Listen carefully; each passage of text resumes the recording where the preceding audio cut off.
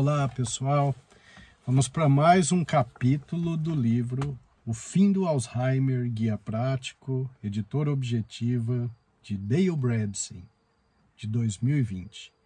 Hoje a resenha vai ser sobre o capítulo 17, Saúde Oral. Bom, existem diversas fontes de agressão para o cérebro, conforme nós temos visto nos capítulos anteriores. Nós sabemos, então, que o Alzheimer ele acontece não por um único fator, mas por múltiplos fatores. O Dale Bredesen descreveu 36 fatores relacionados à destruição de neurônio, levando à doença de Alzheimer. Todos esses fatores são importantes, então é claro que o aumento da resistência da célula à insulina pela ingesta excessiva de carboidratos de alto índice glicêmico é um fator muito importante, mas também o aumento da permeabilidade intestinal por causa de disbiose, por causa da quebra do equilíbrio do microbioma intestinal, toxinas externas, deficiência de vitaminas, de minerais, às vezes deficiência de hormônios, enfim. São múltiplos fatores que ele vem discutindo no livro. E agora, nesse capítulo, ele discute um fator muito importante, que é a saúde oral. Então, existem condições em que há um aumento de processo inflamatório na boca, processo infeccioso, ou até mesmo liberação de toxinas. Então, por exemplo, amálgama de mercúrio para obturação, que era muito usado antigamente, herpes simples tipo 1, que são aquelas infecções, aquelas feridinhas que surgem na região perioral, periodontite, gengivite, infecção de canal, desequilíbrio de microbioma oral. Então, são todos fatores que podem aumentar a inflamação ou que podem produzir a liberação de substâncias tóxicas, atrapalhando então a saúde cerebral. Aí ele fala de uma a uma aqui. Então, primeiro, amálgamas de mercúrio. Então, são aquelas obturações antiquadas e tinha até 55% de mercúrio naquele amálgama. Então, é muita coisa. O autor diz que cada obturação daquela liberaria cerca de 10 microgramas de mercúrio na circulação. Então, é uma intoxicação contínua, né? E isso pode, em última instância, levar para o declínio cognitivo.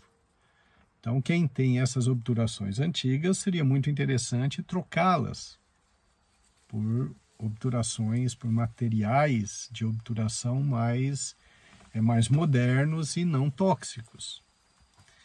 Ele, aqui no capítulo, descreve direitinho como deve ser feito essa troca, né? Não pode ser muito abrupta em relação ao número de obturações que você retira, porque na retirada se libera uma quantidade grande de mercúrio para a corrente sanguínea.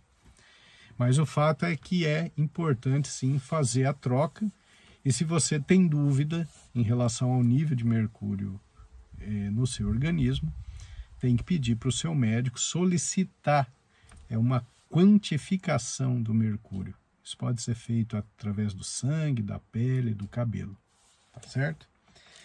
Aí ele fala das feridinhas do herpes, tipo 1, são as feridinhas em torno da boca. O herpes, então, ele reativa no gânglio trigeminal. O trigêmeo é um nervo responsável pela sensibilidade da face. E esse herpes, ele tem dois caminhos. Ele pode seguir para o caminho mais periférico e fazer a infecção oral, mas ele pode também seguir para um ramo mais ascendente que pode chegar no cérebro. Então, ele cita uma estudiosa aqui, a doutora Ruth Itzhak. Ela passou a carreira inteira estudando a importante relação potencial entre o vírus do herpes e a doença de Alzheimer. E ela concluiu que é muito importante fazer o tratamento do herpes, porque o herpes simples tipo 1, ele é autolimitado. Nós sabemos disso. Você tem ali, dura um tempo e desaparece. Mas o tratamento, segundo essa pesquisadora, seria muito importante para você tornar mais breve o tempo de infecção. E ela diz até que existe a possibilidade de você reduzir a chance de Alzheimer tratando prontamente esse herpes tipo 1. Isso é um detalhe muito importante, né? E aí tem um estudo publicado em Taiwan, revelou que pessoas com infecções recorrentes de herpes tinham um nível bem mais baixo de chance de Alzheimer quando eles tratavam de forma efetiva esse herpes tipo 1. Então, esse é um detalhe muito interessante, né? Então, além da inflamação que aquela infecção produz, e toda a inflamação, a gente sabe que a inflamação crônica, a inflamação muito duradoura, ela traz problemas para a função cerebral, ainda tem esse risco do herpes tipo 1 ascender e ir agredindo o cérebro de forma lenta e progressiva. Eu, particularmente, como neurologista, eu não conhecia esses trabalhos da doutora Ruth Itzhak, mas algo muito importante, né? Aí, depois ele fala da periodontite, né? Que é aquela inflamação em volta dos dentes, com retração de gengiva. São múltiplas as bactérias que produzem essa periodontite, como a Porphyromonas gengivales, Treponema denticula, Fusobacterium nucleatum, Prevotella intermédia, entre outras. Então, são múltiplas bactérias que podem ali produzir um processo infeccioso na boca.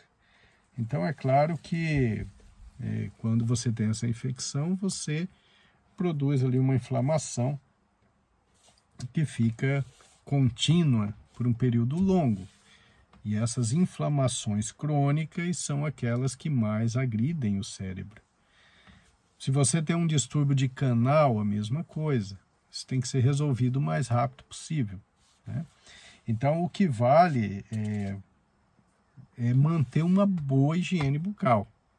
Porque periodontite, gengivite, cárie, infecção de canal e mesmo esses amálgamas de mercúrio antigos, eles então vão produzir agressão cerebral.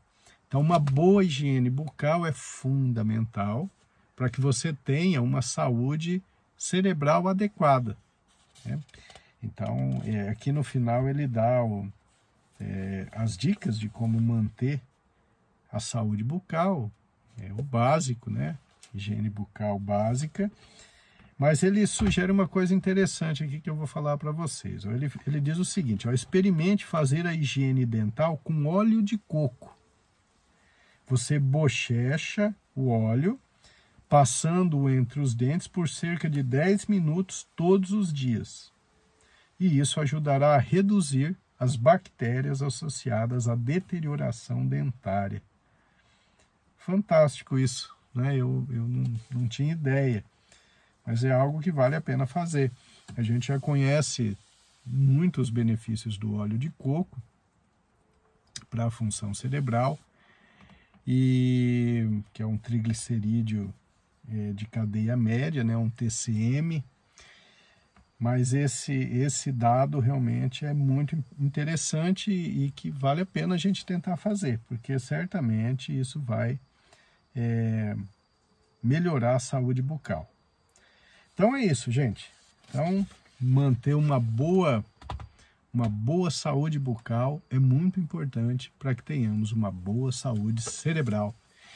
Então, essa foi a resenha do capítulo 17 do livro O Fim do Alzheimer, autor Dale Bredesen, editora Objetiva, de 2020. Muito obrigado.